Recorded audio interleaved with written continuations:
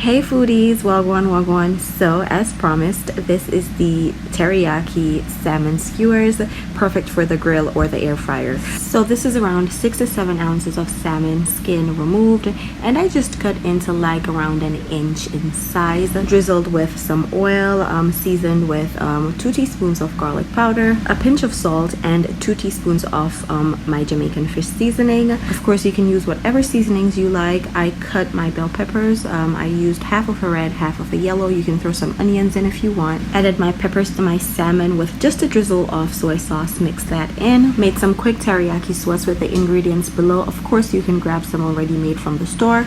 I added my salmon, my peppers to my skewers. Then I basted with my teriyaki sauce. Air fried at 375 degrees Fahrenheit for 5 minutes. Pulled it out, flipped it, and then I basted again. I increased the temperature to 400.